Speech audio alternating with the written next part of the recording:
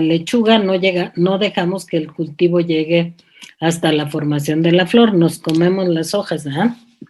Pero bueno, aquí vamos a suponer que sí tenía una variedad con flores amarillas y que cuando observaba qué pasaba en el siguiente ciclo, producía blancas y amarillas, y que para el siguiente ciclo podía encontrar solamente blancas, que después podía encontrar solo amarillas, y así podríamos ir enlistando, ¿no? Y que otra variedad que tenía el color naranja, aunque yo no sé si haya flores amarillas, naranjas, pero bueno, lo estamos suponiendo. Tenía flores naranjas. En la siguiente generación encontraba amarillas y blancas. En la siguiente encontraba naranjas y blancas. En la siguiente encontraba blancas y amarillas.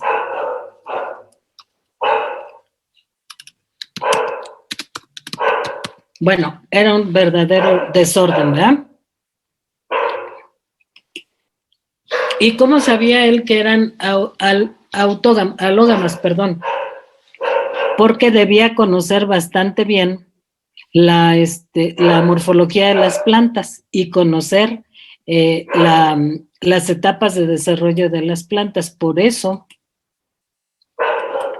podía decir que eran plantas alógamas o que eran, alógamas porque conocía la estructura de las flores. Por lo tanto, saber qué pasaba, cómo ocurría la fecundación. También observaba variedades que provenían de plantas autógamas. ¿Qué quiero decir con esto de plantas autógamas? ¿Alguien me puede decir, por favor?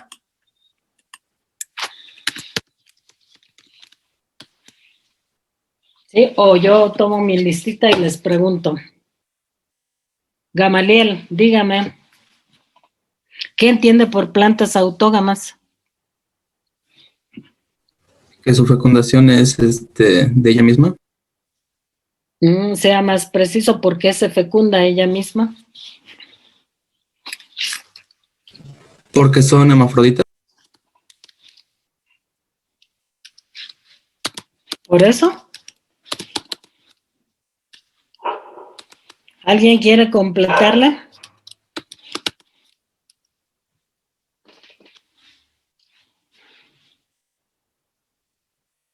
Anthony, Daniel, complemente, por favor.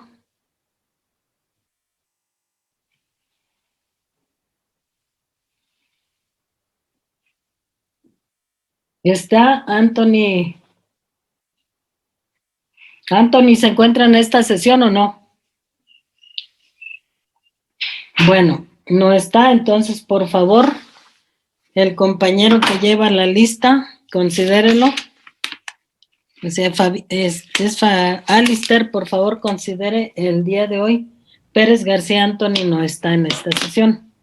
Estefanía, ayúdanos, por favor, complete la idea del compañero. Está bien, profe. Estefanía, ¿se encuentra?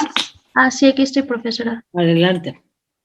Pues son plantas que se autofecundan porque ambos sexos están en la misma planta, o bueno, los gametos están en la misma planta. Ajá, las estructuras que forman los gametos están en la misma planta, pero ¿qué más? Porque vimos el caso del maíz, están en la misma planta y no es autógamo. ¿Qué más? ¿Sí? ¿Puedo decir? ¿Quién eres? Catalán Pinacho. Ajá, adelante. Que en las plantas autógamas, son estas plantas que se autofecundan, son las monodinomonoicas. ¿Qué? No se haga bolas con los nombres, son monoicas. Monoicas, pero eso significa que son hermafroditas. ¿Qué más? Que son monodinomonoicas. Monoclino. Perdón, anoté mal. Monoclinomonoicas. O sea que en la misma flor tiene ambas estructuras para generar ambos gametos.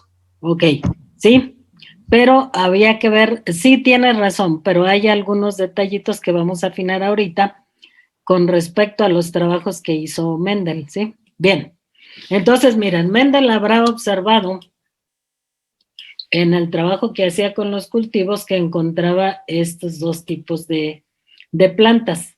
Estas a las que nosotros llamamos alógamas, en donde intervienen dos individuos diferentes para producir un nuevo descendiente, ¿sí? ¿Y qué observaba? Que no había una estabilidad genética. Vean, de repente una generación amarilla, la siguiente blancas y amarillas, la otra blanca y luego amarillas. Y la otra variedad naranjas, amarillas y blancas, naranjas, blancas, blancas y amarillas. O sea, no había una continuidad en las características, ¿de acuerdo? Mientras que en otras, que eran las autógamas, las que un solo individuo aporta los dos gametos para formar un nuevo descendiente, observaba esto, una variedad que arbitrariamente le ponemos la letra A, que tenía semillas verdes, siempre producía semillas verdes, siempre. Y la variedad B, que tenía las semillas amarillas, producía semilla amarilla, siempre. ¿Qué quiere decir esto? Que aquí sí hay una continuidad en el carácter, ¿sí?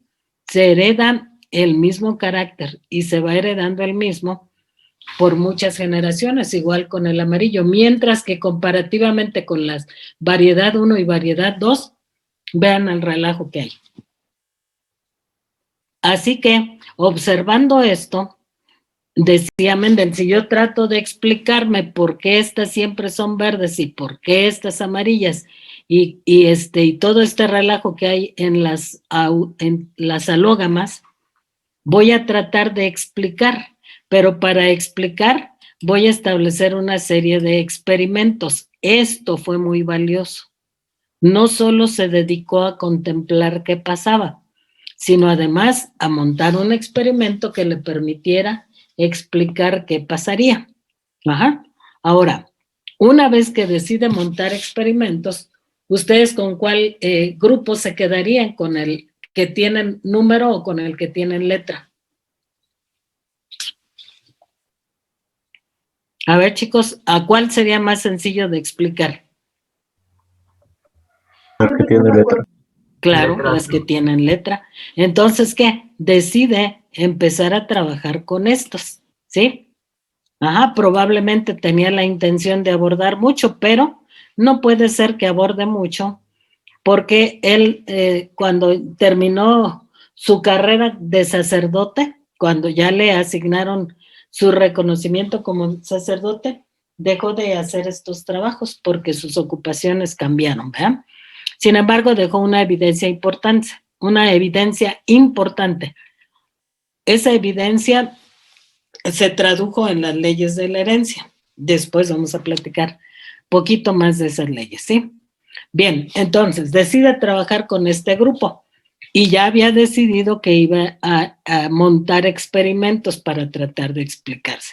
Así que como iba a montar experimentos, ¿qué características consideró para montar sus experimentos? El primero es que las plantas fueran de ciclo anual. La segunda característica es que fueran plantas autógamas. Y la tercera, que las características a utilizar en sus experimentos fueran de fácil observación. ¿A qué se refiere eso? Pues a esto que tenemos anotado aquí, ¿sí? ¿Quién no va a distinguir verde y amarillo? Pues no necesita irse a tomar un curso, ¿verdad? Para identificar estas características. ¿O quién no va a diferenciar plantas altas de plantas enanas? Pues es evidente, ¿no? Entonces, decidió trabajar con estas características que eran de fácil observación o de fácil identificación. Entonces, con estos criterios va a montar sus experimentos, ¿de acuerdo? ¿Cómo montó estos experimentos? Antes de hablar exactamente de cómo eran sus experimentos, vamos a analizar cuáles fueron sus aciertos. Mendel, al trabajar con sus experimentos, tuvo muchos aciertos, bueno, no tantos, estos aciertos que tenemos escritos aquí. Ajá. Luego vamos a hablar de sus conclusiones, pero primero vamos a hablar de los aciertos. Así que cuando decida experimentar, tiene que elegir con qué especie va a experimentar, cómo va a hacer sus experimentos y otras características, ¿sí?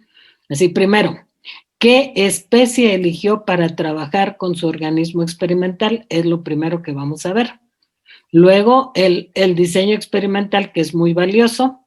El tercer acierto es que realizó un gran número de repeticiones, ¿sí? Lo que le daba certeza como había un patrón que se cumplía siempre, le daba certeza a sus trabajos. El cuarto acierto es que aplicó un análisis matemático a los resultados que obtuvo, a los números que obtuvo de sus repeticiones. Y por último, que decidió primero montar sus experimentos considerando solo un par de caracteres, ¿sí?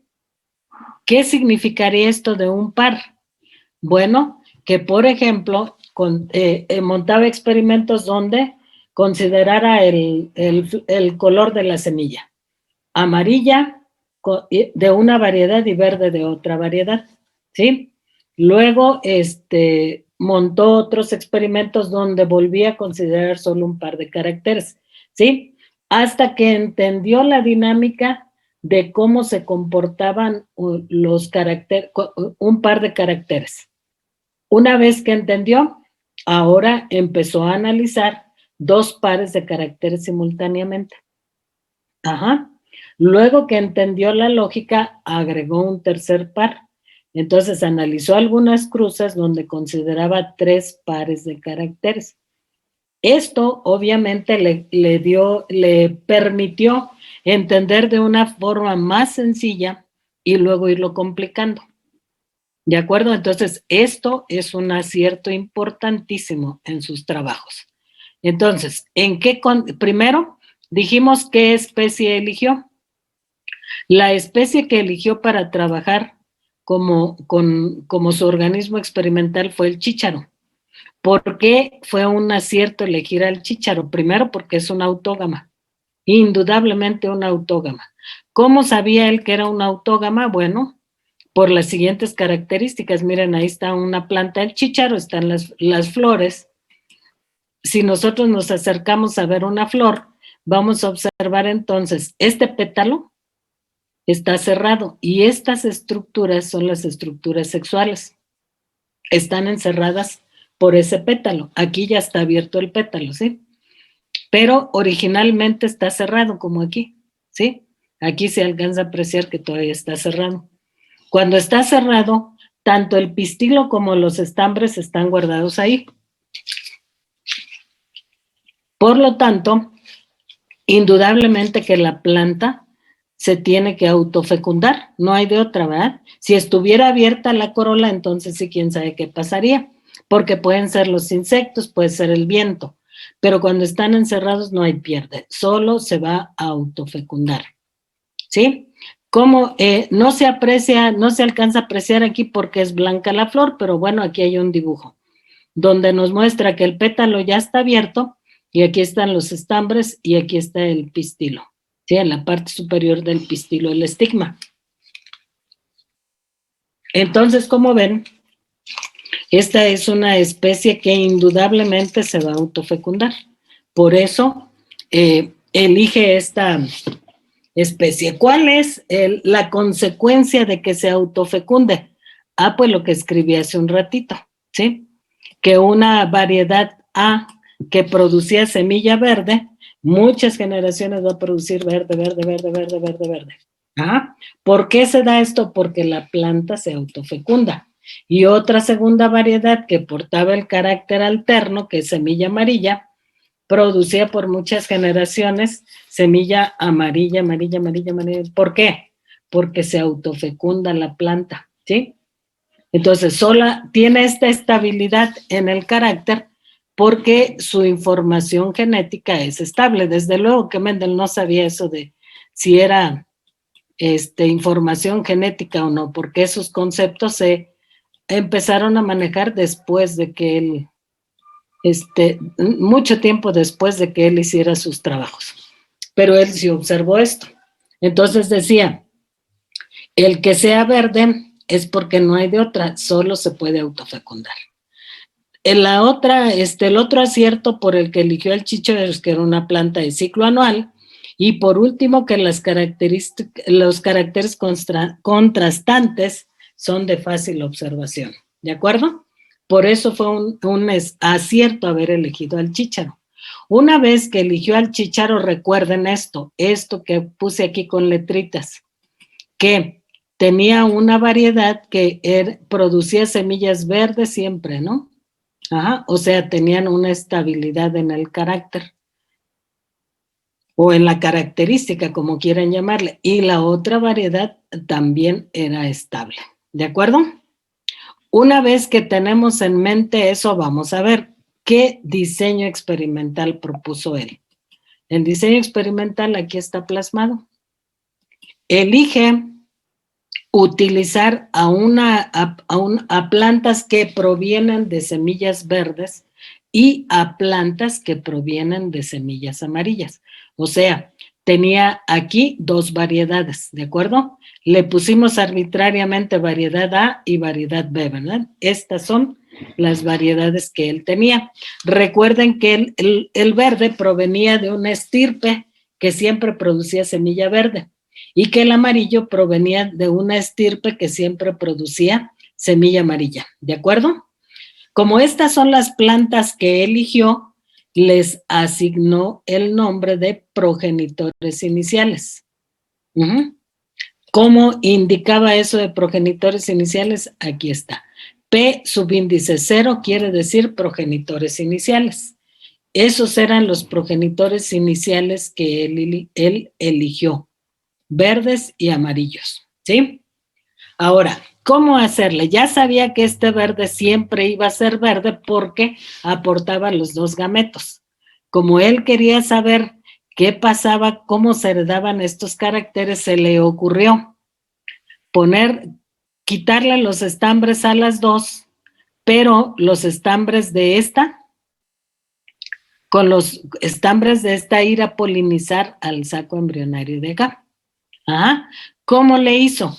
Para poder hacer eso, tenía que haber hecho una práctica que se llama emasculación. ¿Qué es eso de emasculación? Pues no es otra más que quitarle las anteras, cortarle con unas tijeritas las anteras. Obviamente tenía que quitarle a las dos porque necesitaba garantizar que no se autofecundara. La única manera de garantizar que no ocurra eso es quitándole los estambres. Entonces, ¿qué hizo? Le quita los estambres a los dos, le agarra, pero los de la planta de semilla verde, esos estambres los coloca en una cajita Petri, algo parecido a una caja Petri, pues. Y ya tenía ahí los granos de polen de la planta de semillas verdes. Con un pincel agarra los granos de polen y los coloca en el estigma de la planta que provenía de semilla amarilla, ¿sí? Entonces, ¿qué estaba haciendo? Una polinización artificial, ¿de acuerdo? Como la polinización artificial está cruzando a dos variedades, a eso se le llama hibridación, ¿sí? Aquí está el nombre, hibridación. ¿Por qué es hibridación? Es cruzar a dos variedades, ¿sí? Son dos variedades distintas, ¿sí? Pero compatibles sexualmente. Entonces, ¿qué hizo? Realizó la práctica de hibridación. ¿Con qué método se apoyó para realizar esta práctica? Con la emasculación, ¿de acuerdo? Una vez que realizó la hibridación, iba a obtener la primera generación de hijos. Él le llamó a esa primera generación de hijos F1.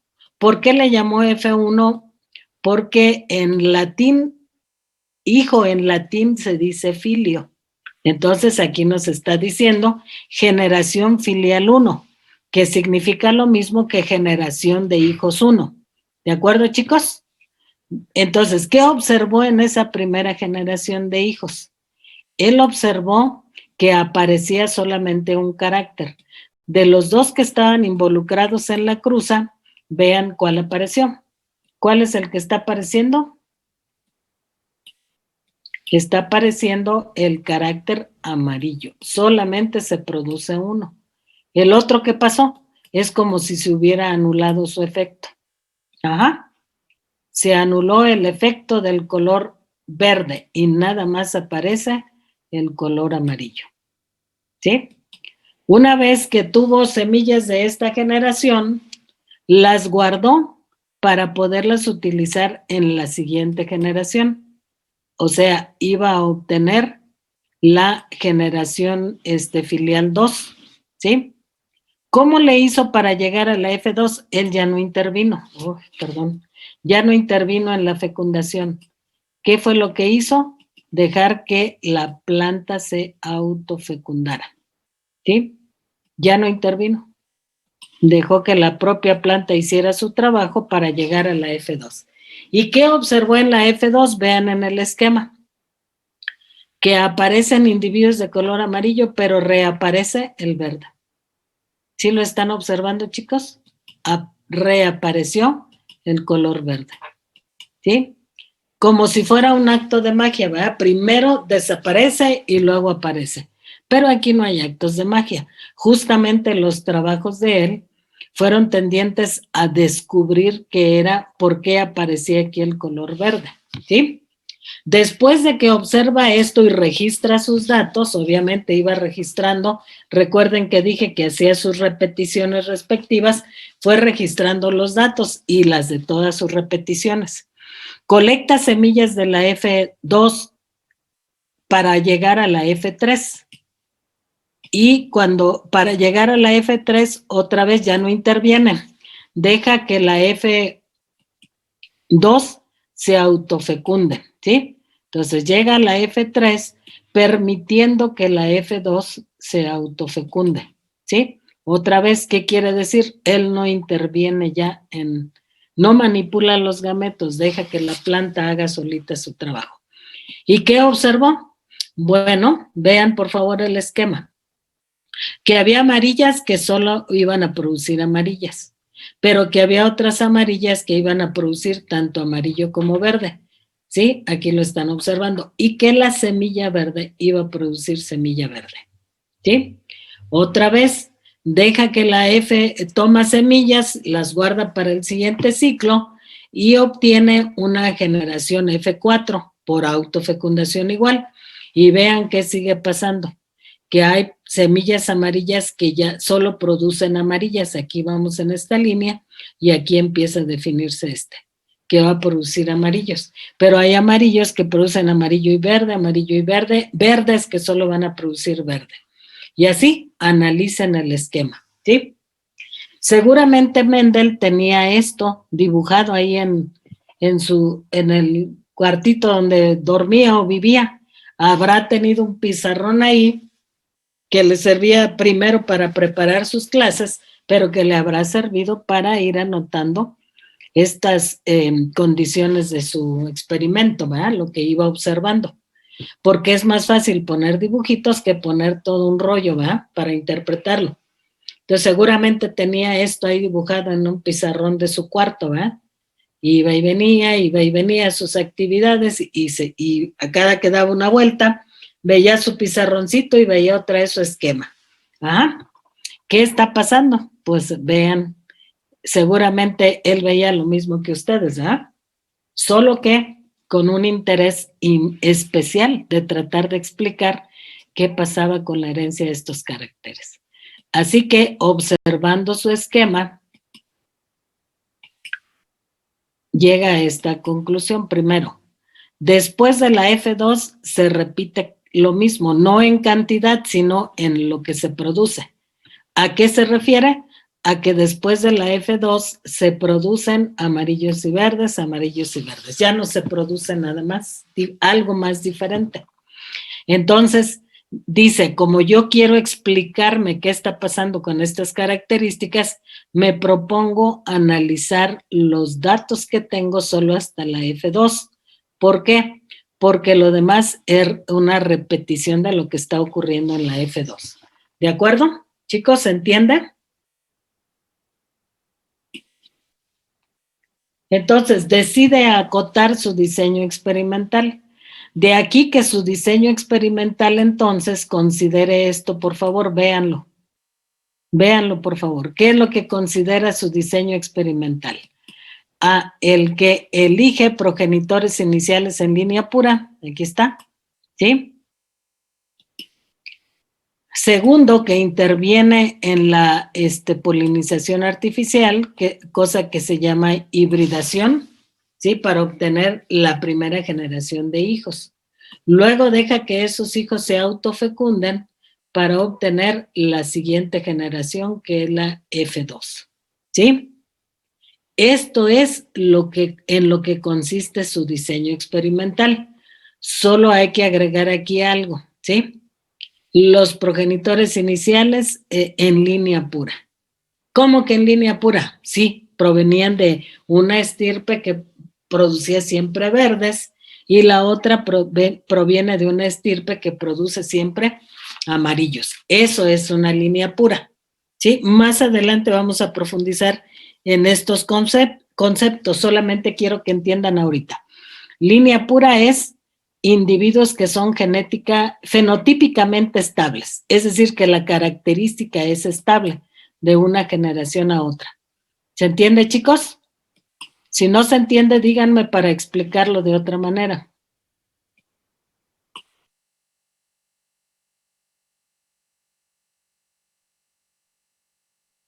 Jóvenes, ¿o ya se durmieron? ¿Se entiende, profa? Profa, ya no entendí qué era línea pura. Ajá. Es un conjunto de individuos que proviene de una estirpe donde el carácter no ha variado por muchas generaciones. O sea, es un carácter estable en muchas generaciones. ¿Sí? ¿Ya con eso lo entienden?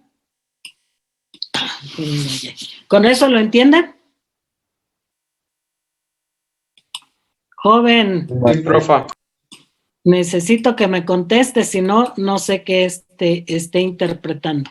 Bien, entonces vean, con este diseño experimental, acotándolo hasta la F2, ¿sí? Iba a trabajar para analizar qué estaba ocurriendo y tratar de plantear una explicación, o sea, una hipótesis que explicara esto.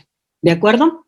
Entonces, insisto, su diseño experimental consiste en elegir progenitores iniciales en línea pura, a realizar la hibridación para obtener la primera generación de hijos y dejar que esta primera generación de hijos se autofecunden para obtener la segunda generación de hijos.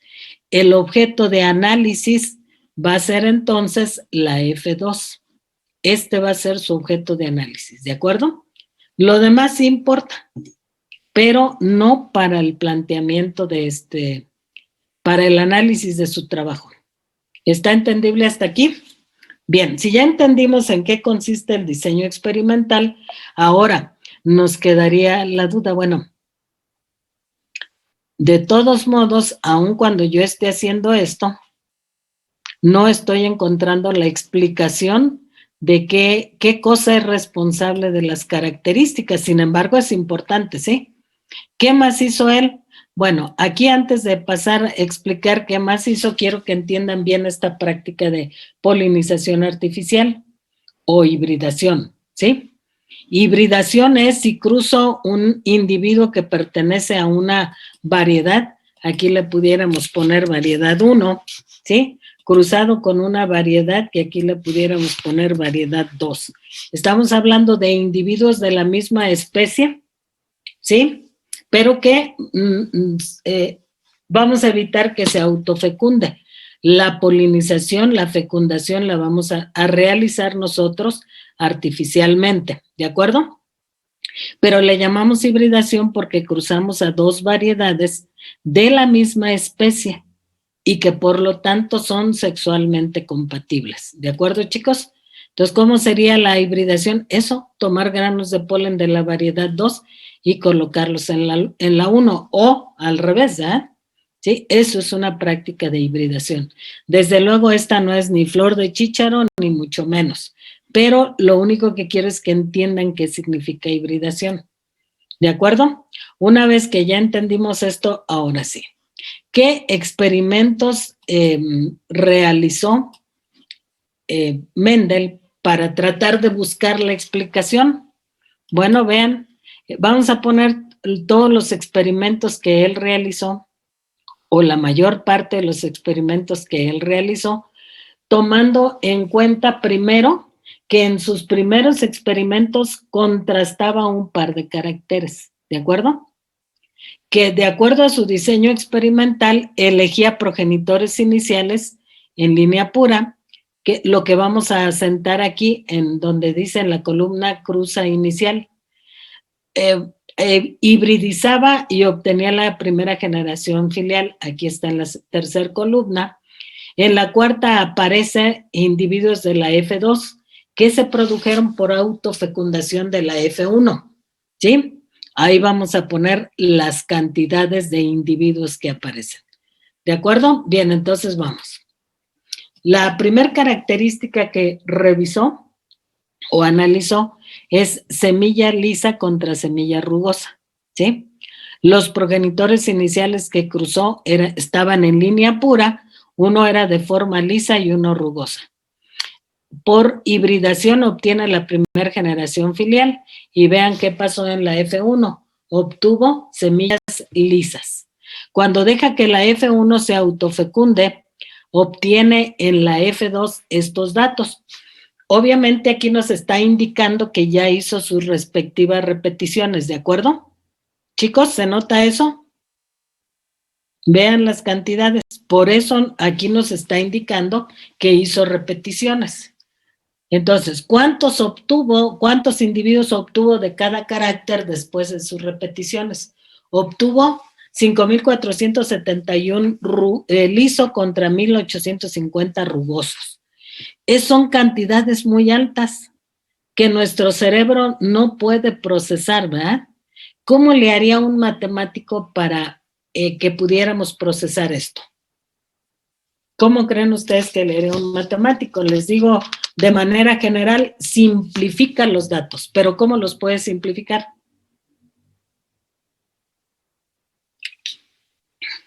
¿Cómo? Formando una razón. A ver, hágalo.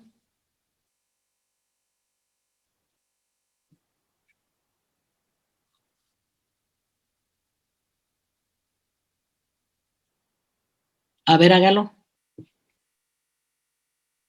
Pues súmelos. Ahí están. Lo único que tiene que hacer es sumarlos, ¿no? Y luego aplicar lo que dice, a ver qué pasa. ¿A alguien se le ocurre de otra manera?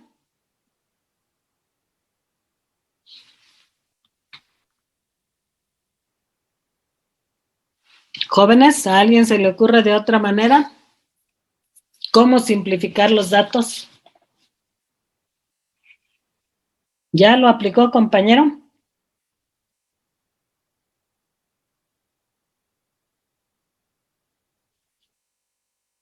Los demás piénsenle. ¿Cuánto?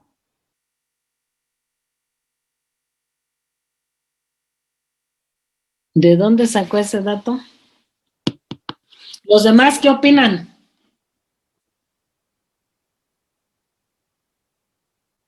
Uh-huh.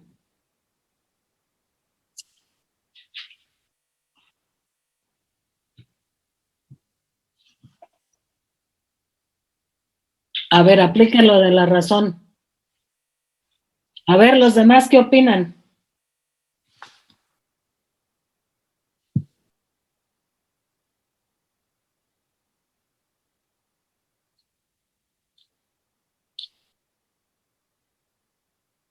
O sea que llega a lo mismo que si le sacara porcentaje. ¿Qué otra forma? A ver, chicos, Pues yo hice otra forma y A ver, ¿cómo?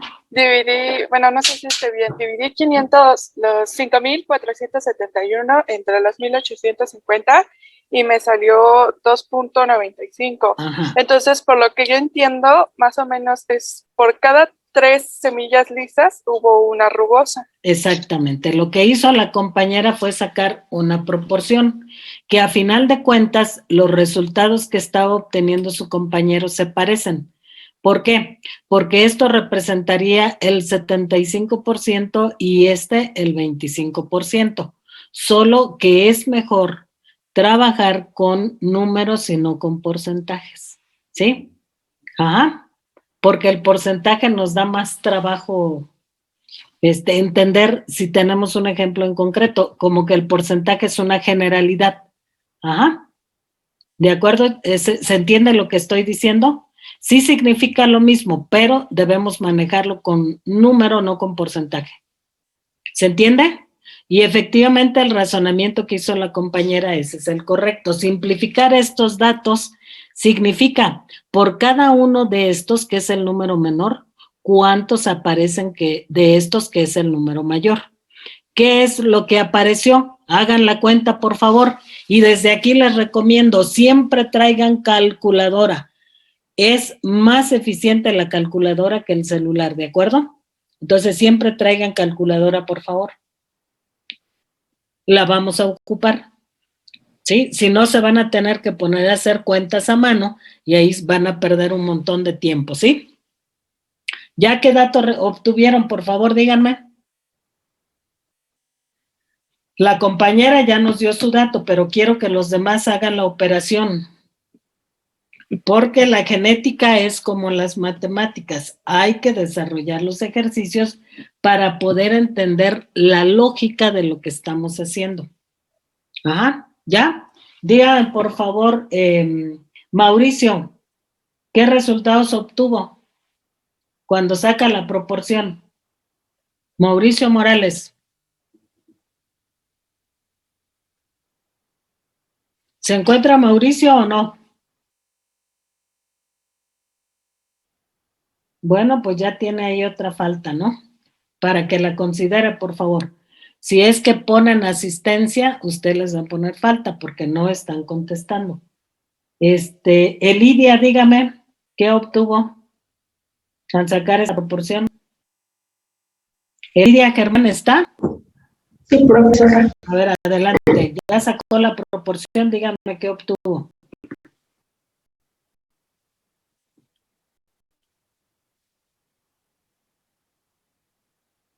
Elidia. La verdad, profe, es que no la escuché bien hace un rato. ¿Y por qué no escuchó bien?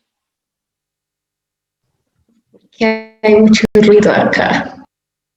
No escucho ruido. Abre su micrófono y no se oye ruido. Bueno, ¿qué es lo que no escuchó?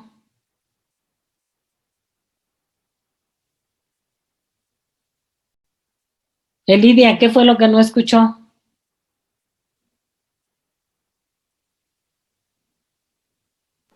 De cuando estaba explicando de sacar la proporción o algo así. No, yo no lo expliqué, fue su compañera la que explicó.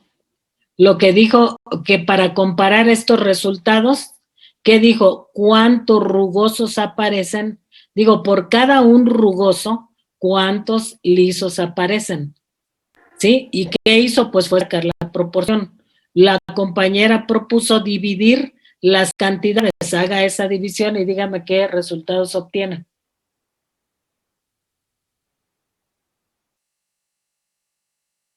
¿Ya, Emilia?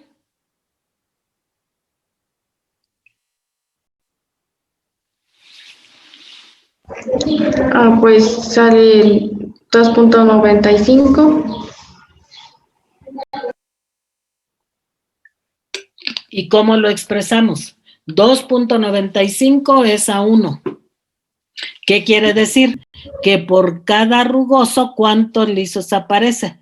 2,95, pero no puede haber 0,95 de liso. Entonces, ¿qué hacemos? Redondeamos. ¿sí? Serían Como 3. es un cálculo matemático, nos permite redondear. Entonces decimos que por cada rugoso aparecerán 3 lisos, ¿de acuerdo? Esos son los resultados que obtuvo de un primer experimento donde considera un par de caracteres.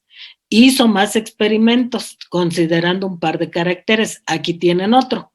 Considerando el color de la semilla, elige progenitores iniciales, uno de color amarillo, e interviene para fecundar a uno de color verde. ¿De acuerdo?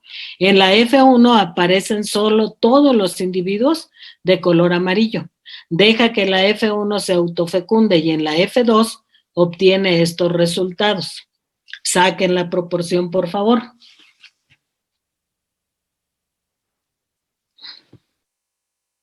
¿Cuál es la proporción que se obtiene? 2.99 a 1. No le escucho. 2.99 a 1. Ajá. 2.99 es a 1. ¿Qué quiere decir? Si redondeamos es 3 a 1.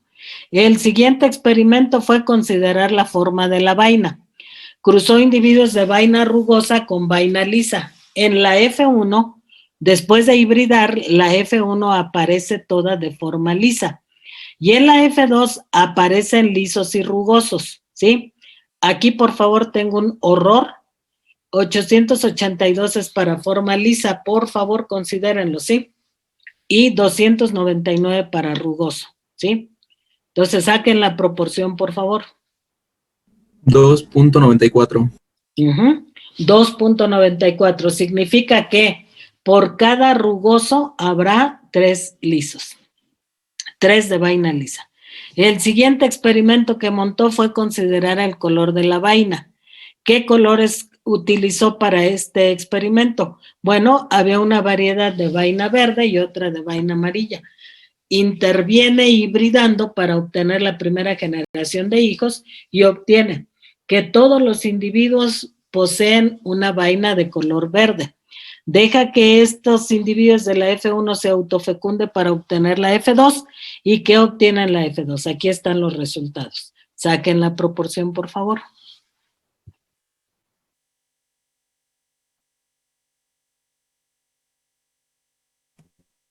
Uh-huh. 2.82 es a 1.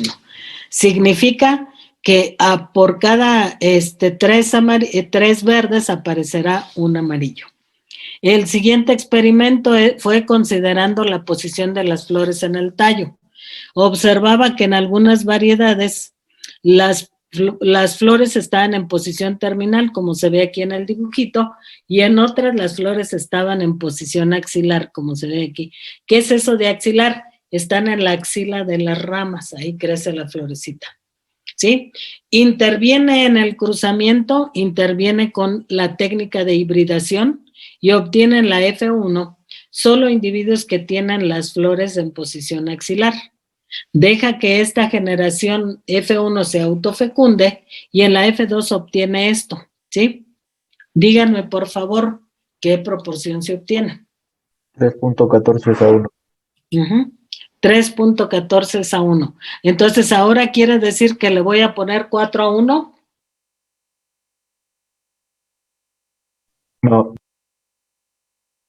No, porque no puedo redondearlo a 4. Está más cerca del 3 que del 4, ¿sí? Por eso le ponemos 3 a 1 también, ¿sí? El otro experimento que montó fue considerando el tamaño de la planta, que cruzó plantas altas con enanas. En la F1 aparecieron solo altas y en la F2 aparecen altas y enanas en esas cantidades. Saquen la proporción, por favor. Es 1.03, que sería... ¿No le oigo más fuerte? Que sería 1.03. 1.03. No, me confundí. 2.84 a 1, estoy ahí de acuerdo, ¿sí? Esta es la proporción. Vean que aquí hay una regularidad importante, ¿sí? ¿Cuál es la primer regularidad que observan? A ver, díganme.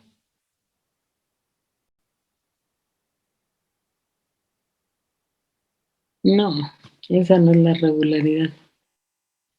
Si redondeamos, en todos los casos se produce 3:1, 3:1. Esta es la regularidad.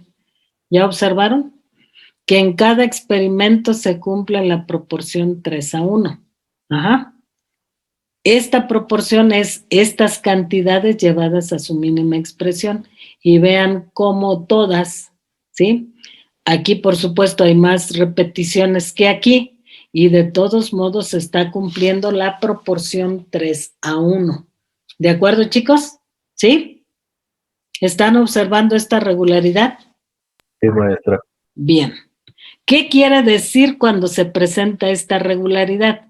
Quiere decir, de cada 4 individuos, 3 tienen un carácter y 1 el carácter alterno, ¿sí? Ahora bien, tenemos 2 caracteres. ¿Cómo vamos a diferenciar un carácter de otro? Bueno, observando otra vez el esquema que tenemos aquí, vean, aquí considero esto.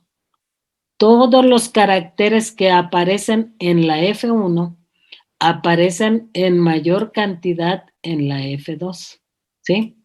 Bueno, aquí voy a marcar este y este, ¿verdad? Porque aquí los puse, por ponerlo, escribirlo mal, están separados. ¿Sí? Vean, por favor, que los que aparecen en la F1 aparecen en mayor cantidad y por lo tanto en mayor proporción que el otro carácter. ¿Sí están observando eso? Maestra. Entonces, ¿cómo le llamó a este carácter para poder diferenciar, verdad? A este carácter le llamó carácter dominante. ¿Sí? Eso anótenlo, por favor. Le llamó carácter dominante. Y tenemos un carácter alterno, que es el otro. ¿Cómo le llamaría el otro carácter? Le llamó, ¿cómo? Ustedes ya saben el nombre, ni se los tengo que decir. ¿Cuál es? Recesivo. Ajá. Al otro le llamó carácter recesivo. ¿De acuerdo? ¿Sí? Ahí lo voy a ir poniendo así. A este le llamó entonces carácter recesivo. Entonces ya tenía, ahora sí, con esta asignación de nombre que les dio a los caracteres, ahora sí podemos decir, de cada 4 individuos, en la F2, de cada 4 individuos, 3 son ¿cómo? Dominantes. Ajá, y 1. Recesivo. Ajá, de cada 4 individuos. Esto ahora sí lo podemos comparar con el porcentaje. Si tuviéramos 100 individuos, ¿cuántos serían dominantes y cuántos recesivos?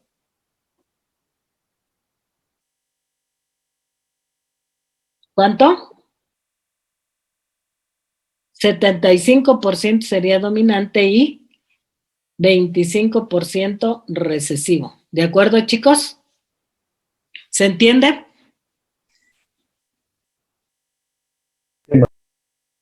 No lo escucho. No, yo no sé, yo no dije. El 75%, porque aquí tiene 3:1, 3:1, 3:1, 3:1. En todos es 3:1.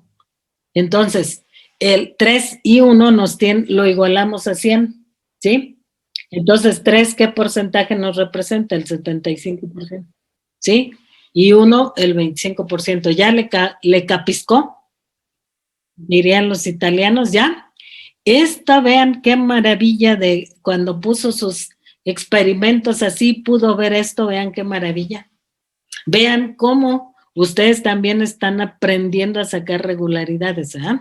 ¿Sí? Aquí hay un comportamiento regular, ¿sí? Y esto él lo puso entonces como un carácter dominante y un recesivo. El carácter dominante aparece en mayor proporción que el carácter recesivo en la F2, ¿sí? Y por lo tanto, si esto aparece en la F2, podemos decir que en una población cualquiera, esperamos que el carácter dominante aparezca 3 veces con respecto al recesivo, que aparecerá una vez. ¿Sí entienden esto? En cualquier población donde haya 2 caracteres, ¿sí? Uno actuará como dominante y otro como recesivo, ¿sí? Chicos, ¿entienden? Sí, maestra. Bien, entonces, una vez que tenía el análisis de estos datos, vean lo que pasa, todavía no encuentra cómo es que se hereda el carácter. Sin embargo, ya obtuvo esta información que es valiosa. Ya propuso incluso asignación de nombres, ¿verdad? Carácter dominante y recesivo, pero todavía no descubre qué cosa es responsable de cómo se hereden los caracteres. ¿Por qué aquí apareció liso y no rugoso, por ejemplo? ¿Sí?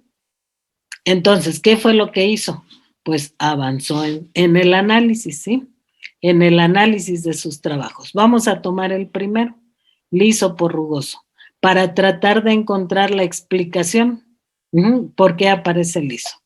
Entonces se le ocurre hacer lo siguiente. Tomando en cuenta que tiene estos individuos, estos progenitores iniciales, ¿sí?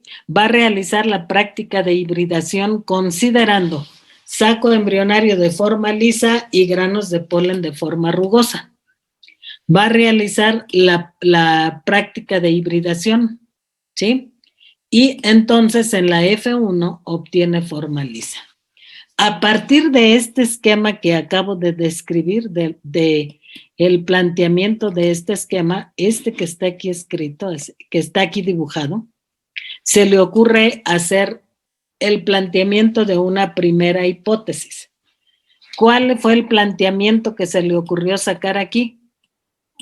Tratando de explicar esto que está en el recuadro verde que puse, ¿sí? ¿Cuál sería su hipótesis? Aquí está planteada. ¿Qué dice? ¿Qué nos dice la hipótesis? Léala a alguien, por favor.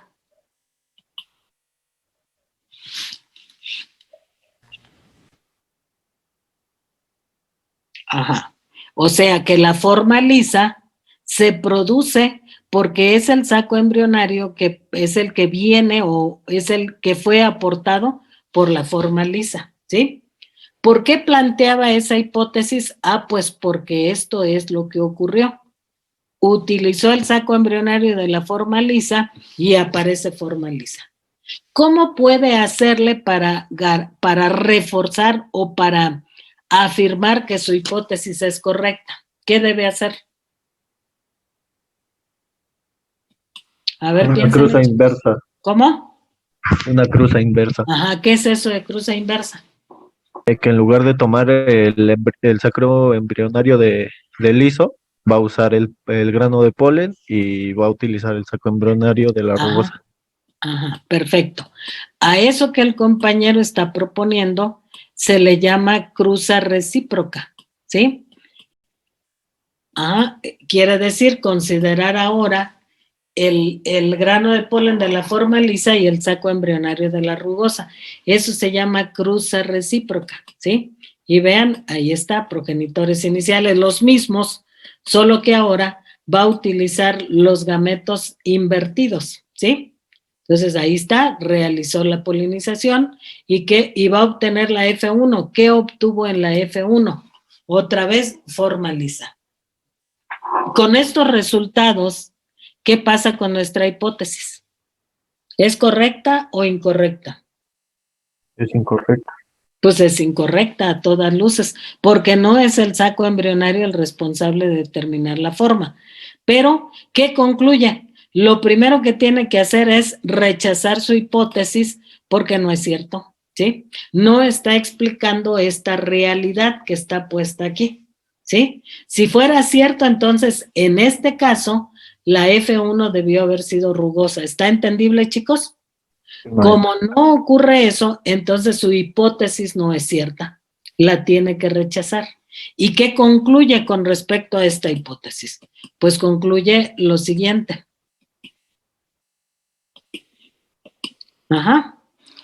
Que ni el grano de polen ni el saco embrionario determinan la forma de la semilla.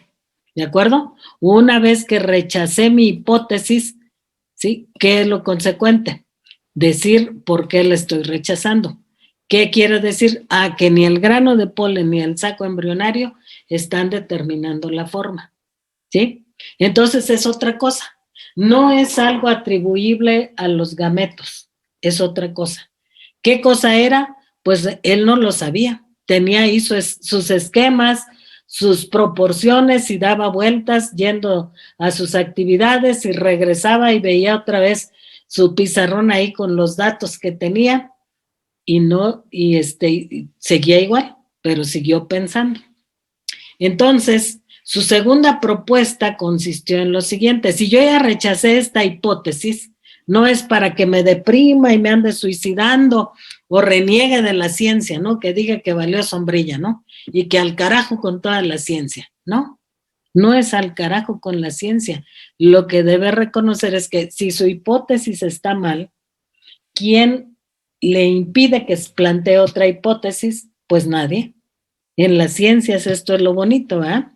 Si una hipótesis no es válida, bueno, pues vamos a probar otra hipótesis hasta que encontremos una que cuadre con la realidad que estamos viendo, ¿sí? Esto que les digo así tan sencillo, vean que a la ciencia y a los científicos les cuesta, ¿sí?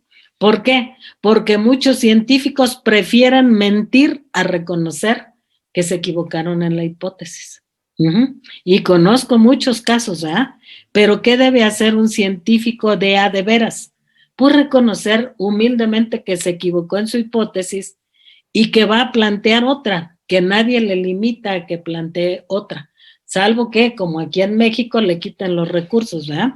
Ya ven que castigaron muchísimo el presupuesto para investigar, así que si le quitaron el presupuesto, pues ¿quién va a hacer investigación con el sueldo que les pagan, ¿no? O sea, es ridículo pensar eso. Y bueno, cometen un grave error, porque dicen, ya a los fifís no les damos presupuesto. Bueno, pero si hacen investigación que vale la pena, ¿por qué les quitan el presupuesto, no? Y a juicio de quién no es algo que valga la pena. Pues muchos hacen investigación básica que no da resultados de inmediato, pero que da resultados. Entonces es una estupidez pasar la guadaña para todos, ¿no? Menos para mis cuates, como le está haciendo la señora esta, María Elena, no sé qué, Bulia, ¿no? Así se apellida. Buila o algo así. Bueno, no sé, ni me interesa. Es una señora que no merece mi respeto por cómo trabaja, ¿no? Bien, en este caso, rechaza su hipótesis y en lugar de irse llorando ahí, esconderse porque no funcionó, plantea una segunda para tratar de explicar esto que está aquí. Vean, sigue siendo el mismo esquema que tenía anterior, solo le agregué la F2, ¿verdad? ¿Sí?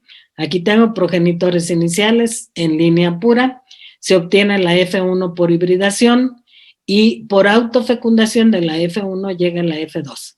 Aquí en la F2 estoy poniendo los datos que anotábamos en la tabla, ¿sí? Que obtuvo 5,471 de forma lisa y 1,850 de forma rugosa, y que cuando sacamos la proporción fue 3:1. O sea, anoté los datos que provienen de la tabla. Aquí están. Esto es lo que estaba analizando para proponer una segunda hipótesis. Bueno, su segunda hipótesis que dijo, bueno, si los gametos no son los responsables de la característica, entonces debe haber un factor.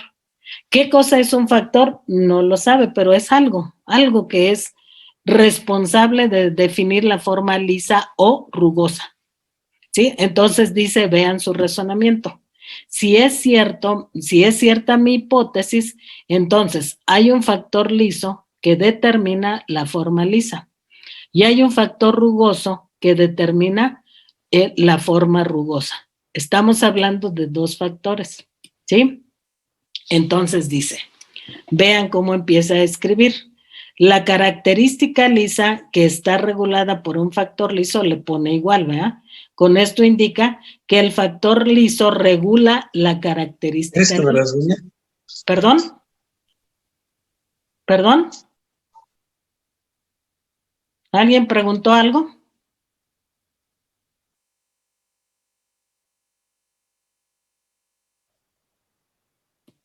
Si hay un factor que determina o que regula la forma lisa, entonces hay un factor que regula la forma rugosa. ¿Se entiende, chicos? En esto consistía su hipótesis. Ajá. Entonces dice, pero tengo dos factores, ¿sí? En lugar de escribir factor, voy a utilizar la estrategia de los matemáticos. En lugar de escribir factor liso, voy a ponerle un símbolo. Un símbolo que para los matemáticos siempre es una letra del abecedario, ¿sí? Así que usó la letra F, ¿por qué? Porque factor empieza con la letra F, ¿sí? Pero, ¿qué tipo de F? Porque tiene que mostrar dos factores distintos. No puede poner F minúscula y F minúscula los dos. Tiene que ingeniárselas para mostrar que son dos cosas alternas, ¿sí? Que un factor liso es una forma alterna del factor rugoso. ¿Cómo hacerle? Bueno, pues entonces, ¿cuántas formas alternas de la F podemos construir? Aquí las puse. F mayúscula es alterno de F minúscula, ¿de acuerdo? De la misma manera, F mayúscula es alterna de F prima, ¿sí? Y de la misma manera, F mayúscula es alterna de F subíndice 1, ¿de acuerdo? ¿Sí? Cualquiera de esas cuatro son, de esas cuatro son formas alternas. ¿Cuál utilizar de todas estas? Bueno, a él se le ocurrió poner esto. Dado que había identificado ya un carácter como dominante y uno como recesivo, ¿cuál era el dominante? El liso. ¿Y el recesivo cuál era? El rugoso. Entonces decide utilizar la F mayúscula para el carácter dominante y la F minúscula para el carácter recesivo. Así que entonces, factor liso, ¿qué letra le asigna? F mayúscula. Factor rugoso, ¿qué letra le asigna? F minúscula. ¿De acuerdo, chicos? ¿Entienden por qué? Jóvenes, pregunto si está claro. Al Sí, dominante. profesora. Al dominante dijo que es F mayúscula, ¿cierto? Sí, Y aquí está escrito. Ok. Ujú. Gracias. Bien, entonces, aquí está su hipótesis, ¿verdad? ¿Sí? F mayúscula y F minúscula. Y dijo, 1, ¿sí? Un factor liso es responsable de la característica lisa. Un factor rugoso es responsable de la característica rugosa. ¿Escucharon? 1. Entonces, si yo trato de poner esto que es mi hipótesis en este esquema, ¿cómo quedaría? Véanlo, por favor. Aquí F mayúscula, fuercita, ¿no? Sí, porque tiene forma lisa. ¿Y en el otro cuál sería? F minúscula. Ajá. Recuerden, dice su hipótesis, un factor determina una característica. Por eso estoy poniendo una F mayúscula aquí y una F minúscula acá. ¿De acuerdo? Con base en esto, ¿qué factor llevaría la F1? Díganme, chicos. F. ¿F qué? F mayúscula. F mayúscula, ahora sí estoy de acuerdo. ¿Sí? ¿Con base en qué? En esta hipótesis. Y ya tenemos ahí que esta forma lisa de la F1 tiene un factor F mayúscula. Cuando esta generación se autofecunde, podemos encontrar la explicación para estos de forma lisa. Pero estos que debería llevar F minúscula no encontramos explicación. ¿Por qué razón? Pues volvamos aquí. Para que aquí aparezca F minúscula, no hay explicación porque aquí la F1 no lleva F minúscula. ¿Sí están observando, chicos? ¿Sí? Sí, entonces hay un problema aquí. No podemos explicar cómo aparece ¿qué factor es el factor F minúscula que produce forma rugosa? No lo podemos explicar con esta hipótesis. ¿Sí se entiende, chicos? ¿Qué concluye? Aquí está su conclusión. Si es un factor el que determina una característica, no se puede explicar cómo aparece la forma rugosa en la F2. La hipótesis no explica la observación que hizo Mendel. Por lo tanto, esta hipótesis es también rechazada. ¿Sí? ¿Se entiende, jóvenes? O sea, esta hipótesis tampoco es confiable para explicarnos este esquema. ¿Se entendió, chicos? Sí, maestro. Bien.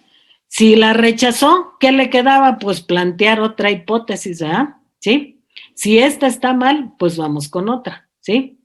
¿Qué fue lo que planteó? Bueno, planteó lo siguiente. La tercera hipótesis planteaba esto, véanlo por favor. Léalo por favor alguien. Tercera hipótesis. Dos factores determinan un carácter. Un factor proviene de la madre y otro del padre. Uh-huh. O sea, ahora en lugar de que fuera un factor, ahora son dos. ¿Sí? Vamos a verlo entonces.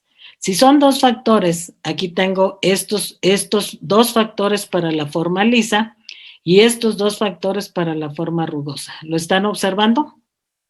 Entonces, cuando formen sus gametos, este de forma lisa en su saco embrionario va a aportar este factor y este de forma rugosa en sus granos de polen va a aportar este factor. Cuando estos dos gametos se fecunden, nos va a producir un individuo de la F1, en donde va a tener un factor de un padre y otro factor del otro padre. ¿Lo están observando, chicos? Ahora sí, aquí se produjo la forma lisa y tendría estos factores, ¿sí? Cuando esta forma lisa se autofecunde, ¿qué quiere decir? Que cuando formen sus gametos, solamente puede aportar un factor en los gametos, ¿de acuerdo? Si están entendiendo esta lógica, me regreso, ¿sí? Dijo él, si un individuo tiene dos factores, uno proviene de la madre y otro del padre. ¿Cómo está explicado aquí en este esquema? Que el factor F mayúscula lo va a aportar el saco embrionario y el individuo que tiene forma rugosa, que va a aportar el grano de polen, en ese grano de polen va a ir incorporado el factor F minúscula. ¿De acuerdo? Cuando estos dos gametos se fecunden, entonces van a constituir otra vez en la F1 dos factores. ¿Están observando eso? ¿Jóvenes? Sí, maestra. Bien, de acuerdo con esto, entonces, cuando la F1 forme sus gametos, ¿qué va a pasar? Recuerden que solo puede aportar un factor. Así que podemos decir que en los sacos embrionarios pueden ir tanto factor F mayúscula y en otro F minúscula. Sí, puede ir cualquiera de los dos. Y en relación a los granos de polen es exactamente lo mismo. ¿Sí?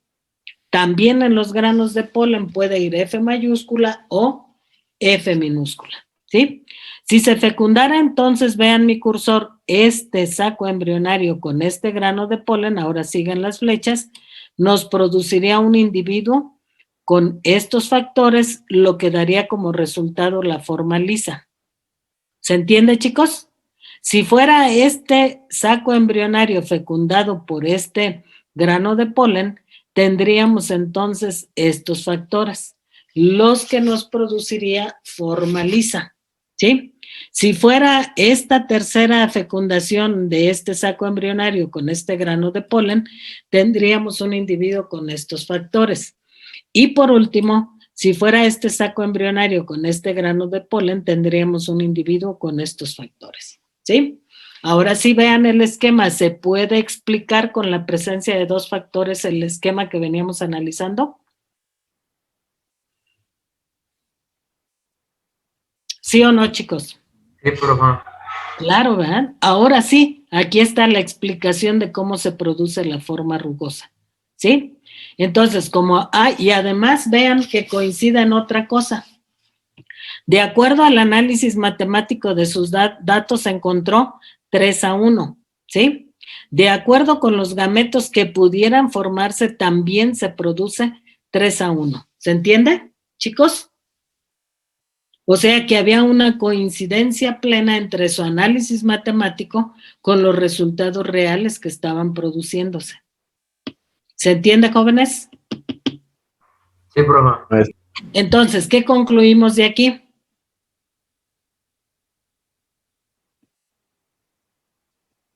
¿Cuál es la conclusión? Aquí está. ¿Qué dice? Léalo, por favor.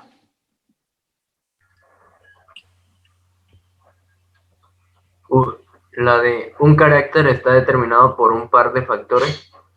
Esa es la conclusión más valiosa. ¿Sí? A ver, lo que escribí aquí dice, es analizando esto, cuando propuso que eran 2 factores los que determinaban un carácter, dice, como se encuentra correspondencia entre la hipótesis planteada y el resultado que se observa, incluso soporta el análisis de 3-1, ¿sí? Se puede concluir entonces que se puede afirmar como conclusión que un carácter está determinado por un par de factores, ¿sí? Y no olviden que cuando decimos un par, nos estamos refiriendo a que un par son 2 cosas, ¿verdad? Pero son 2 cosas muy semejantes. Recuerden eso de un par de zapatos, se ponen un par de zapatos y se ponen 2 zapatos que son muy, muy, muy parecidos, ¿verdad? ¿Sí? ¿Entienden eso? Entonces están agrupando en pares a los zapatos. No se ponen un zapato y un guante, ¿verdad? Y dicen que es un par. ¿Se entiende eso, chicos? Sí, profe, se entiende. Bien, entonces, aquí está una conclusión brillantísima de Mendel, ¿verdad? ¿Cuál fue? A que cuando compara sus datos, los que está obteniendo de su análisis matemático que aparece ahí, y hay concordancia con esa simulación de cruza que hizo, ay, perdón, no sé qué hice. ¿Qué están viendo, en la pantalla? Díganme. Su diapositiva. Ajá, es que a mí me aparece otra cosa, ¿verdad? Pero rayó. Ajá, sí, es que ahorita ando perdida ya. Es que apareció aquí yo estoy viendo otra cosa, sí estoy con una raya, ¿ya? ¿Está entendible ya? Yo ya no tengo más que la diapositiva que estábamos analizando. ¿Ustedes también? Sí, maestra. Ok. Entonces, esta es una deducción, una conclusión brillantísima. Esta es la que da pie a las 2 leyes de Mendel. Por eso es muy importante que la entendamos, ¿sí? Ajá, aquí está la explicación en el esquema, ¿sí? Y aquí está como lo deberíamos de interpretar en palabras, ¿verdad? Un carácter está determinado por un par de factores. Actualmente, a esos factores ya no les llamamos factores, les llamamos genes. Entonces, ¿qué vamos a decir? Que los genes siempre se encuentran agrupados en pares. Esto es muy importante, ¿sí? Ajá. Además, esta conclusión tiene correspondencia con la teoría cromosómica de la herencia, ¿sí? Si los cromosomas están en pares y se les llama homólogos, los genes también están agrupados en pares, ¿sí? Recuerden que según la teoría cromosómica de la herencia, los genes se encuentran organizados a manera de cuentas de collar en los cromosomas. ¿Qué significa eso? Que si este fuera, ay, qué feo quedó. Que si este fuera un cromosoma, ¿sí? Vamos a suponer, ahí tengo un cromosoma, ¿sí? Entonces, los genes, ¿cómo se encuentran dispuestos aquí? Dicen que a manera de cuentas de collar. ¿Y qué sería eso? Aquí tendríamos uno. Ese sería un gen, aquí está otro gen. Como si fuera un collarcito ese de cuentas, ¿eh? Aquí está otro, y aquí está otro, y así van, ¿sí? Entonces, si este cromosoma tiene su homólogo, ¿sí? Entonces también los genes tienen su homólogo, ¿sí? Difícilmente me va a quedar igual, ¿verdad? Pero bueno, haremos el intento, ¿sí? Si ese cromosoma tiene su homólogo, y recuerden que genéticamente es casi lo mismo, entonces los genes también serán casi lo mismo. Aquí tendría un gen, ¿sí? El otro gen estaría aquí arriba y así vamos, ¿de acuerdo? Entonces, los genes se encuentran agrupados en pares siempre. ¿Se entiende, jóvenes? Sí, maestra. Bien, ¿alguna duda hasta aquí? Ahora, conviene nada más mencionar esto. Mendel, insisto en esto, Mendel les llamó factores, ahora ya no les vamos a llamar factores, sino genes, ¿sí? Y además, habremos de señalar que él propuso utilizar la letra F, porque utilizó la primera letra inicial de factor, ¿verdad? F. Y lo acomodó como F mayúscula y F minúscula para indicar con esto que F mayúscula determina un carácter y que F minúscula determina el carácter alterno, ¿sí? ¿Eso lo entienden, jóvenes? Necesito que me digan porque aquí esta es la base para entender lo que sigue. Sí, profe. Todo bien. Bien. Ahora, después, incluso él mismo se habrá topado con problemas cuando incorporó ya no solamente una característica, sino dos, por ejemplo, color verde y amarillo, aparte de la forma lisa y rugosa, entonces ya tenía problemas. ¿Qué es lo que hacemos ahora? Pues ya no utilizamos la F, utilizamos las letras iniciales del carácter, ¿sí? Por ejemplo, ¿qué podemos utilizar aquí en lugar de las Fs? ¿Qué podemos utilizar? Proponga, por favor, Maribel. ¿Qué utilizaríamos? ¿Está Maribel? ¿Maribel está presente en esta sesión?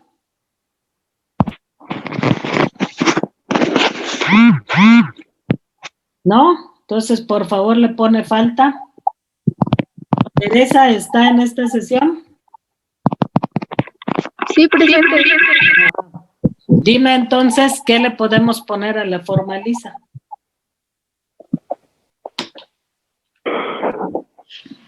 F.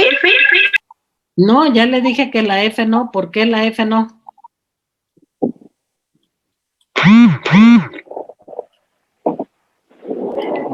Ya me bloqueó aquí.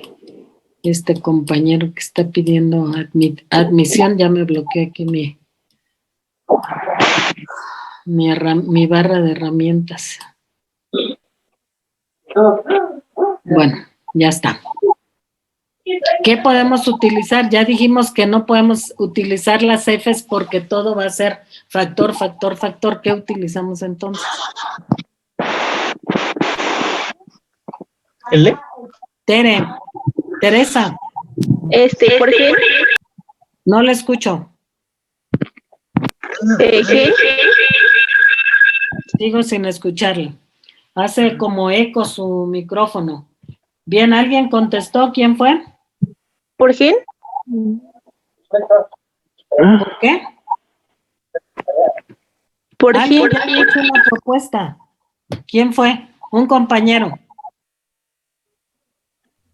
Dije yo L.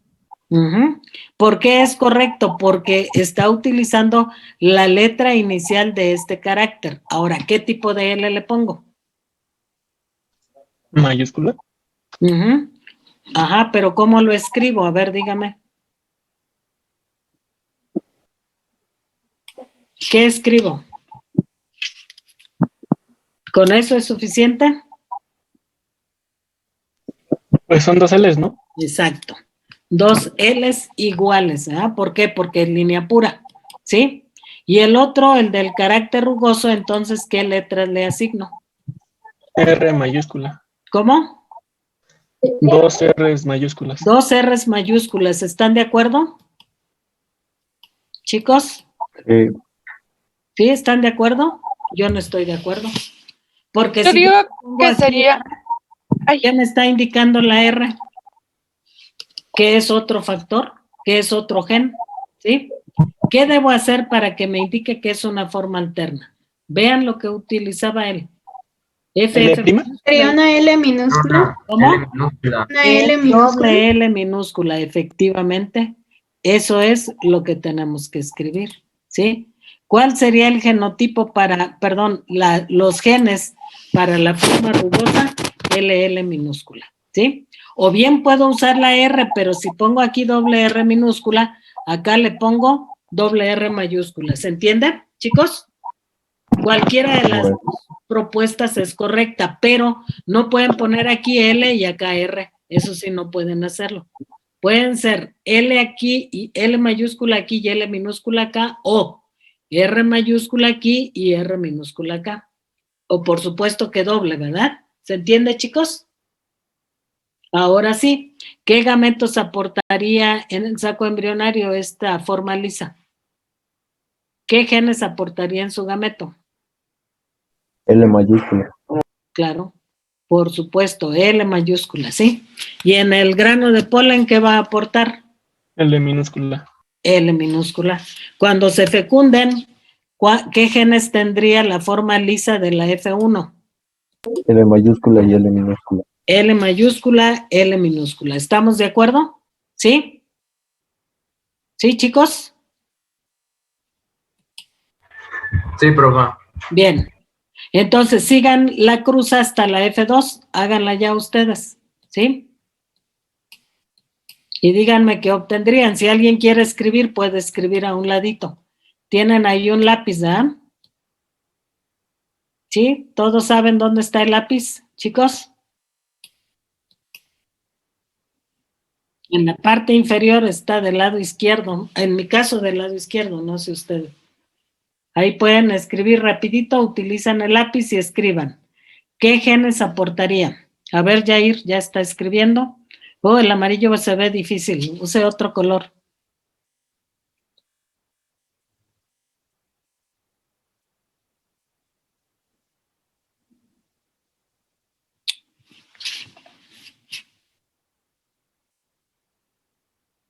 Uh-huh. Y ahora simula la fecundación y ¿qué le daría como resultado? Uh-huh.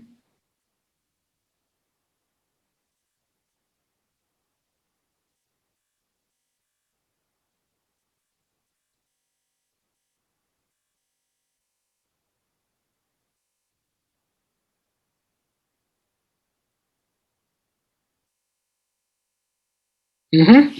Entonces, ¿qué está haciendo Yair? Y ustedes deben hacerlo también. Ir indicando que cada característica está producida por un par de genes, ¿sí? Cada característica está producida por un par de genes, ¿sí? ¿Entienden eso, chicos? Sí, maestra. ¿Alguna duda hasta aquí, jóvenes? Uy, ya borré algo ya. ¿Alguna duda? Chicos, vuelvo a repetir la pregunta. ¿Hay alguna duda? Sería lo mismo si sería exactamente lo mismo si el saco embrionario no fuera de la lisa, sino de la rugosa, ¿no? Exactamente lo mismo. Uh-huh. Sí, sería exactamente lo mismo. ¿Sí? ¿Algo más, chicos? Bien, entonces quiero llamar su atención en esto. Vean, por favor. Tenemos aquí una agrupación de genes iguales. Acá tenemos otra agrupación de genes también iguales. ¿Sí? ¿Lo observan? Pero aquí tenemos una agrupación de genes diferente. O sea, el par de genes son diferentes. ¿Sí? Aquí los dos genes son iguales, aquí los dos genes iguales, aquí los dos genes son diferentes. ¿De acuerdo, chicos? Entonces, ¿cómo le vamos a llamar a eso? Primero, a este como son iguales le vamos a llamar homocigoto. ¿Sí? El prefijo homo significa semejante, casi igual. Entonces le vamos a llamar homocigoto. ¿A este cómo le llamaríamos? ¿Heterocigoto? ¿A poco? Tiene dos genes. Homocigoto. Homocigoto. Entonces, tanto este como este son homocigotos. Por lo tanto, debo agregarle otra palabra para diferenciarlos, ¿verdad? Porque no puedo decir homocigoto y entender que tengo dos agrupaciones diferentes, ¿verdad? ¿Cómo le llamo a este? Le voy a llamar homocigoto dominante. ¿Y a este cómo le llamaré?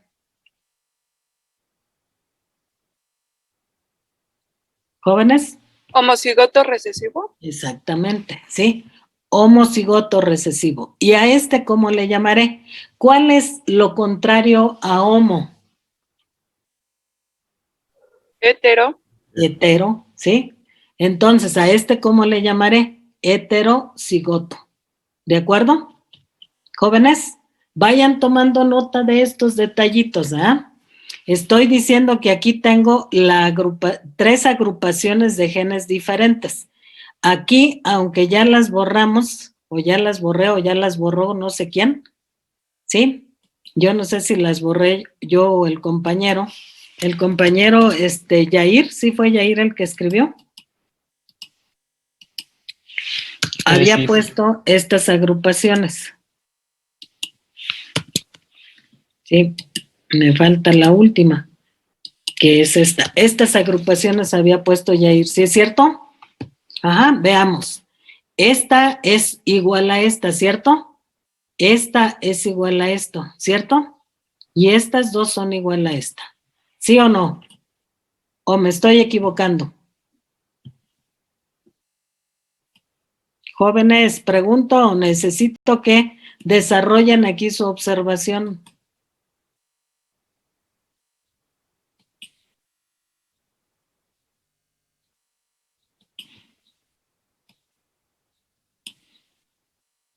Jóvenes, ¿ya se fueron o qué pasó? ¿O ya no me oyen?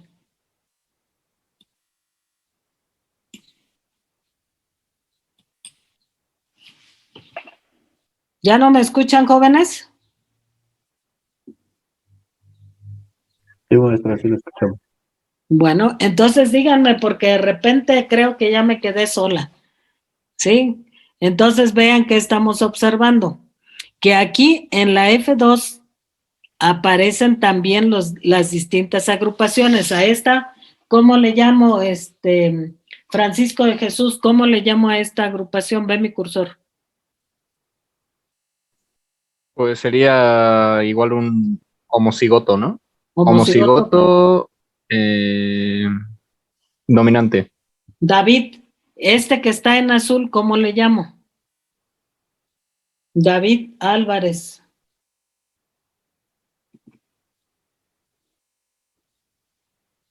¿Está David o no está? Aquí estoy, profesora. Adelante, ¿cómo le llamaríamos a este azul? Ahí está mi cursor. ¿Cómo le llamaríamos? Homocigoto recesivo. Homocigoto. Homo es el término que indica igual. ¿Está viendo igual los genes? Ah, no, heterocigoto. Ajá, heterocigoto, ¿sí? El que sigue, ¿cómo le llamaría, David? Pues igual, heterocigoto recesivo. Exacto. El último que está aquí, ¿cómo le llamaría José Francisco? Arteaga. Homocigoto recesivo. Exactamente. Entonces, ya están aprendiendo a usar la terminología que vamos a usar en genética. Les voy a pedir de favor que impriman un archivo ahí que tienen que se llama glosario, ¿sí? Deben traerlo porque ahí están escritas las palabras que vamos a estar utilizando de aquí en adelante. ¿De acuerdo? ¿Sí? Cada ciencia tiene su propio lenguaje. Aquí ya nos estamos introduciendo a ese lenguaje. ¿De acuerdo? Bien, antes de pasar a lo que sigue, que ya nos iríamos a plantear las leyes, no, que ya no da tiempo, nada más déjenme, ya terminó la hora, nada más déjenme decirle 2 cosas más. Primero, aquí están viendo en verde estas figuritas que describen la forma del chícharo, ¿sí? Está describiendo la característica, a eso se le llama fenotipo con F de feo, ¿sí? Fenotipo. El fenotipo es la descripción de las características de los individuos, ¿de acuerdo? Y asociado con ese fenotipo o con esa característica está descrito el genotipo, ¿sí? Es decir, los genes que se agrupan en pares y que son responsables de determinar una característica, al menos, ¿sí? O sea que cuando nosotros escribimos esta agrupación de homocigoto dominante, estamos escribiendo un genotipo. Aquí, ¿cómo le llamaría esto? También genotipo. A esto otro genotipo y a estos otros genotipo. Ahora con G de guapo, ¿verdad? Genotipo. ¿Qué es el genotipo? Ah, pues es el que escribamos qué genes porta el individuo, ¿sí? Este individuo que tiene forma lisa diríamos que es un homocigoto dominante. Este individuo que tiene forma lisa, ¿qué diríamos? ¿Qué es qué? Chicos, vean el genotipo. Dije, vean, dije, por derivación, escuchen, este individuo que tiene forma lisa y tiene este genotipo es un homocigoto dominante. Este individuo, ¿cómo le llamaría? Heterocigoto. Ajá. Y a este otro, ¿cómo le llamaría? Ven mi cursor. Homocigoto recesivo. Homocigoto recesivo, ¿de acuerdo? Entonces ya estamos practicando el uso de los términos que vamos a utilizar en genética de aquí en adelante. ¿De acuerdo, chicos? Me gustaría que esta clase la volvieran a ver con cuidado. ¿Por qué? Porque esta es la piedra angular de la genética. ¿Se entiende, chicos? De tal forma que si al volverla a ver les quedan dudas, la siguiente clase, antes de plantear las leyes de Mendel, retomemos las dudas que tengan. ¿Estamos de acuerdo, chicos? Sí, maestra. Bien, entonces nada más me queda decirles que le voy a enviar a al compañero José Manuel, le voy a enviar los equipos que estoy conformando para el examen, junto con los horarios, el horario que le tocaría a cada equipo. Solo que aquí, por favor, quiero que nos ayude Alistair a hacer esta consulta. Si todos sus compañeros pueden descargar ay, ¿cómo se llama esto? Déjenme ver. Ya, se llama Telegram. Si todos pueden descargar esta aplicación de Telegram. Si el grupo puede acceder a Telegram, el examen lo vamos a hacer entre Zoom y Telegram, ¿de acuerdo? Si no todos tienen Telegram, pues lo haremos entre Zoom, a donde yo plantearé las preguntas y ustedes me envían la respuesta al WhatsApp. Prefiero que sea Telegram, así que por favor vean todos si pueden descargar esta aplicación, ¿de acuerdo? Si todos pueden, ¿qué van a hacer? El que encabece el equipo va a formar un grupo, ¿sí? Y ya les diré, bueno, en la lista que envíe va a llevar ahí equipo 1, equipo 2. ¿Qué van a poner? Esto es muy importante, ¿sí? Porque luego no los localizo, como son tantos equipos, tienen que poner esto, por favor, aquí lo voy a escribir. Van a poner grupo, así como lo estoy escribiendo, 10. No, aquí es punto, no es guión, es punto, grupo 10. Coma, equipo, espacio, equipo, punto 1, no le quiten el punto, es espacio 1.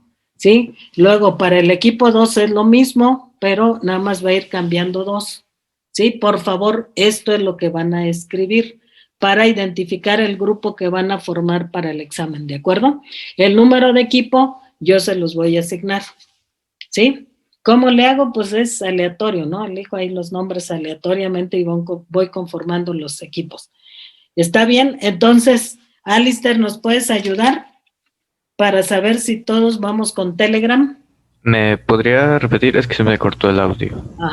Lo que quiero es que nos ayudes a consultar si todo el grupo puede descargar la aplicación de Telegram.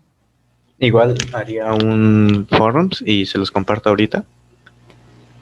No, me contesta, bueno, como quieras tú, y me mandas a mí un mensaje más adelantito para saber con qué, aplicación trabajamos? ¿Con WhatsApp o con Telegram? Yo prefiero Telegram porque no está tan cargada como WhatsApp. ¿De acuerdo, chicos?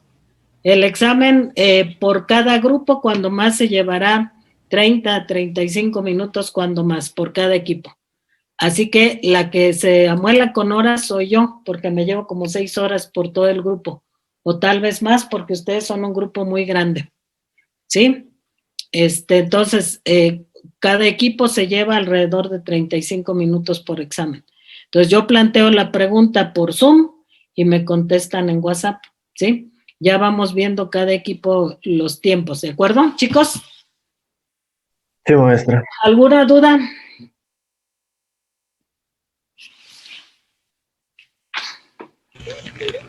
Sí. Ajá, hoy la envía, ¿no? Límite a las 6. Yo a las 6 de la tarde le estoy mandando al compañero Miguel, se llama Miguel, hoy sí, José Manuel. A José Manuel le envío las respuestas para que ustedes califiquen, ¿sí? Y una vez que calificaron, la suben ustedes al Teams, la van a subir a su nombre, pero me van a decir a quién calificaron. Esa es la evidencia para mí. Al compañero José Manuel le van a enviar la calificación que asignaron a cada compañero, ¿sí? Son 5 tareas. 2 ustedes las van a calificar. ¿Cómo? Pues ya resolvieron la tarea, ya verán. Ya resolvieron el 1 y 2 y ya saben qué hacer. Ustedes van a evaluar a sus compañeros. ¿De acuerdo? Yo no puedo contestarles porque la pregunta puede ser diversa. La respuesta, es diversa. Sí, le voy a enviar la respuesta de las otras 3 a las 6 de la tarde. Ustedes califican y luego suben la calificación, los exámenes como evidencia al Teams, y al compañero José Manuel solo le envían la calificación de quien calificaron. ¿Cómo van a subir las tareas al Teams? En la primer tarea le van a poner el nombre de quien calificó con tinta roja y la calificación que asignaron, el promedio de las 5, ¿de acuerdo? Le van a poner en la primera hoja con tinta roja. ¿Está entendible, jóvenes? ¿Quién calificó y la calificación asignada con tinta roja? ¿En qué lado? En el recuadro superior derecho. O sea, en la parte superior derecha, ahí van a poner esos datos. ¿Se entiende, jóvenes, o no?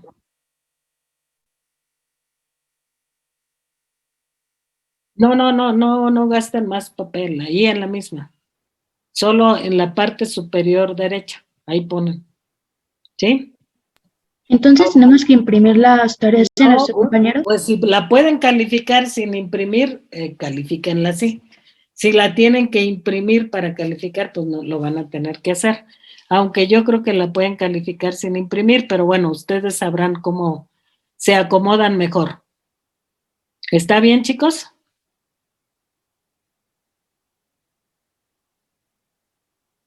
Sí, claro, sí. Y me van a decir a quién calificaron, desde luego, ¿no? ¿Sí? ¿Alguna otra duda, jóvenes?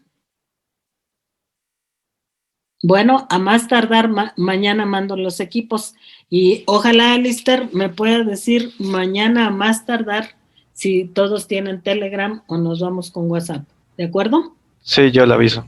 Bien, entonces al rato las tareas, chicos. ¿Vale? Oiga, profesora. ¿Escucho? ¿Es un archivo con todas las tareas o un archivo por cada tarea? Pues yo creo que puede ser uno, pero igual como usted se acomoda. Yo creo que puede ser uno porque son 5 hojitas.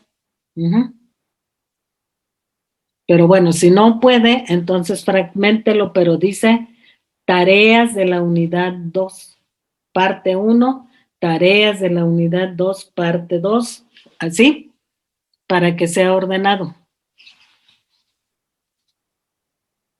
Está bien, profesora. ¿Sí? ¿Algo más, chicos?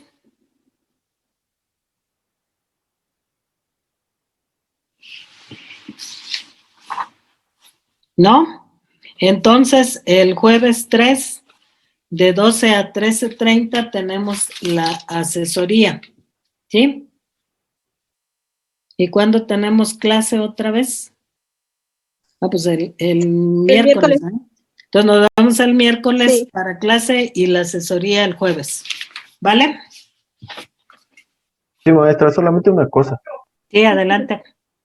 Hay unos compañeros que, bueno, al hacer la lista los asigné con otros compañeros, pero no están en el grupo. No sé si los agregaron aparte o qué, pero no están en nuestro grupo. Pero ¿por qué están ahí? Yo tampoco los tenía en la lista. Sí, ya revisé lo que me mandaste. Eres Alister, ¿verdad? No, soy José Manuel, maestro. Ah, José Manuel. Ya revisé lo que me mandó Alister y sí hay compañeros que no sé por qué están ahí. ¿Cómo los agregaron o quién los agregó? Ah, profesora, yo tengo entendido que los que están, que no están en las listas son recursamientos. Sin embargo, a los jefes de grupo nunca se nos notificó que tal compañero iba a estar en recursamiento con nosotros. Entonces, nosotros como jefes o subjefes no tenemos ni idea de quién están recursando o así. Pues yo estoy igual que ustedes, ¿eh? Tengo dudas. Por ejemplo, hay una compañera, Gregorio Anaya Mariana, que tiene 0 asistencias con ustedes, pero creo que está entrando con otro grupo, ¿sí? Ya no sé. El grave problema con esta niña es que creo que no está entrando a ninguna clase,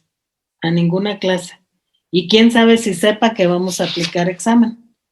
O sea que a mí se me hace una reverenda tontería decir recursa y nada más ve las clases grabadas. Y si en la clase hay fallas, ¿cómo le va a hacer? O sea, yo no entiendo. Pero bueno, estas supuestas autoridades que les encanta fingir,